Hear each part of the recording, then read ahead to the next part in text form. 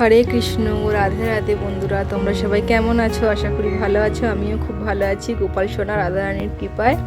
আজ সরস্বতী পুজো, সবাইকে অনেক অনেক শুভেচ্ছা রইল সরস্বতী পুজোয়। দেখো গোপাল সোনা আমার এখানে বসে আছে। গোপাল সোনার জন্য একটু খিচুড়ি ভোগ বানিয়েছি।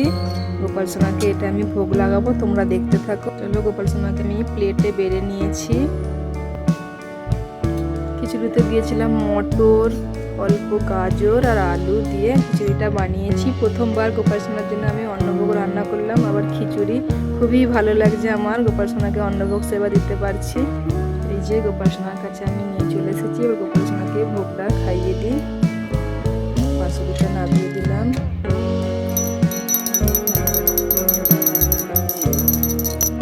চলো, গোপাল সোনাকে এবার আমি একটু খিচুড়ি ভোগ খাইয়ে দেবো।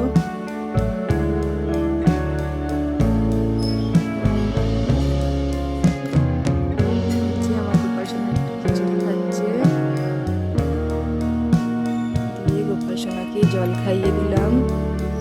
এই যে একটু মুখটা মুছিয়ে দেবো।